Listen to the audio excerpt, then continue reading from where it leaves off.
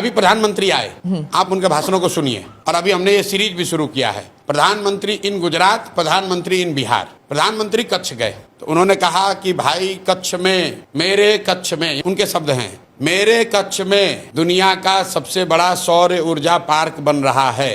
प्रधानमंत्री आए मधुबनी, उन्होंने कहा बिहारियों को, 9 करोड़ बिहारियों को 4 किलो अनाज देने की गारंटी है, ये मोदी की गारंटी है। भाई 4 किलो अनाज तो पूरे देश में बांटा जा रहा है। मोदी जी का एक भाषण हमको दिखाइए आप गुजरात में जहां उन्होंने ये बात कही हो कि हम 4 किलो अनाज दे रहे हैं। तो भाई जब आप गुजरात में जाते हैं तो आप बात कर रहे हैं गिफ्ट सिटी का, आप बात कर रहे हैं सोलर पार्क का, आप बात कर रहे हैं इन्वेस्टमेंट समिट का, आप बात कर रहे हैं कि गुजरात जब 75 साल का होगा तो वो कैसा दिखेगा। और जब आप बिहार में आते हैं तो आप कहते हैं हम आपको 4 किलो अनाज दे रहे हैं, हमने अयोध्या में मंदिर बना दी, हमने पाकिस्तान को 4 टुकड़ों में बांट दिया। अरे भाई बिहार को भी तो बताओ। फिर आप कह रहे हैं इंडस्ट्री चाहिए नहीं, हमें जरूरत ही नहीं है इंडस्ट्री। बिल्कुल, इंडस्ट्री हमने ये नहीं कहा कि नहीं चाहिए। आप बात नहीं समझे। हमारी प्रायोरिटी क्या है? हमारी पहली प्रायोरिटी है कि मुझे यहाँ से पूंजी का पलायन रोकना है। मेरी दूसरी प्रायोरिटी है कि जब मैं पूंजी का पलायन रोकूं तो उससे जो यहाँ ब्रेन ड्रेन हो रहा है, जो काबिल लोग हैं, कैपेबल लोग हैं, जिसकी आप चर्चा कर रहे हैं। 400 रुपए आप कह रहे थे, 400 रुपए में वो अनाज भी खरीद रही है। अब मोदी जी जब कह रहे हैं कि अनाज देंगे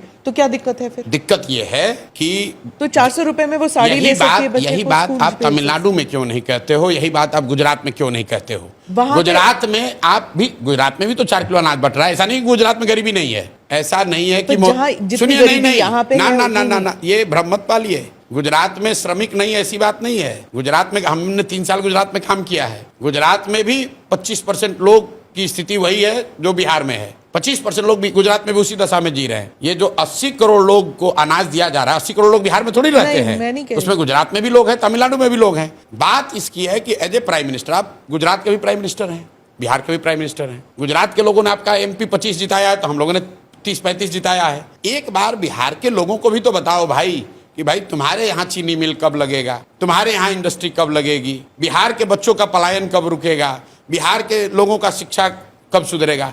बिहार में आप वो बात ही क्यों नहीं करते? काम नहीं कर पाए वो छोड़िए, उसका बात भी नहीं कर रहे हो, क्योंकि ये प्री नोशन है कि बिहारियों को क्या चाहिए भाई, 4 किलो अनाज दो। मोदी जी आए अभी मधुबनी में, उनके मुंह से निकल गया या उनके लिखने वालों ने गलती कर दी। उन्होंने कहा कि सहरसा से, अपने हिसाब से बहुत बड़ी घोषणा की है, सहरसा से आधुनिक वंदे भारत ट्रेन चलेगी, जिससे श्रमिक परिवार के लोग आसानी से यहाँ से बॉम्बे और सौराष्ट्र उनको जाने में सुविधा होगी। अब बताइए ये कितनी गलत बात है कि मोदी जी ये कह रहे हैं कि बिहार के बच्चों को मजदूर बनकर सौराष्ट्र और मुंबई में काम करने के लिए एक और बढ़िया ट्रेन खोला जाएगा। ट्रेन खुले, लोग ताली बजा रहे हैं, प्रशांत किशोर इसका विरोध कर रहे हैं, हमें ऐसी ट्रेन नहीं चाहिए। तो सुनिए, ना काम हो ना कुछ नहीं हो, लेकिन हमें ऐसी ट्रेन नहीं चाहिए जहां पर हम लोग के बच्चे जानवर की तरह बैठकर मजदूरी करने जाएं। अब आप कहिए कि यहीं बैठा रहे, तो अंग्रेजों ने भी यही कहा कि तुम लोग यहाँ खाए बगैर मर रहे हो, हमारे साथ चलो मॉरिशस में चल के एक मसाला का खेती करो। तो क्या वो हम लोग का भला कर रहे थे? आप मोदी जी का भाषण सुनाइए जब वो गुजरात में ये कहे कि भाई गुजरात से श्रमिक परिवारों के लिए आधुनिक वंदे भारत ट्रेन चलेगी, जहां से कि आप बॉम्बे में जाकर काम कीजिएगा, चाहे मनमोहन सिंह जी हो या मोदी जी हो। मनमोहन सिंह, सुनिए, कोई भी आदमी, मनमोहन सिंह जी इतने बड़े इकोनॉमिस्ट थे, हार्वर्ड में गए ना पढ़ने के लिए, क्या फर्क पड़ता है? उनको ये समझ नहीं थी कि बिहार की स्थिति क्या है, उनकी समझ तो होगी। उनको ये समझ नहीं थी कि यहाँ पर बिहार में क्या चल रहा है, बिहार की इकोनॉमिक स्थिति क्या है। उनको देश की इकोनॉमिक स्थिति की समझ थी, बिहार की समझ नहीं थी।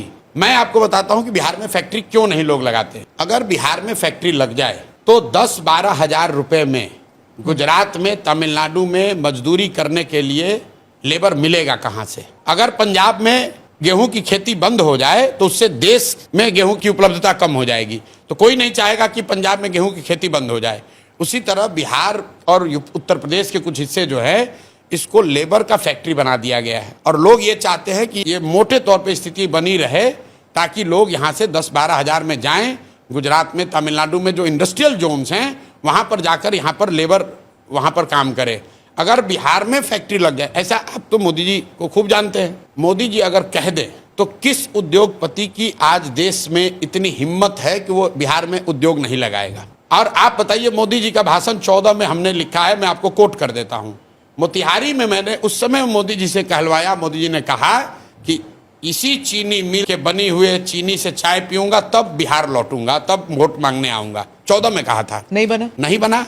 अरे भैया, मोतिहारी चीनी मिल का जमीन एक एक टुकड़ा बांट दिया गया, बेच दिया गया, और खरीदने वाले आधे से ज्यादा भाजपाई हैं। आपके कैमरे पर कह रहा हूं, फिर कहेगा कि मानहानि का दावा करेंगे।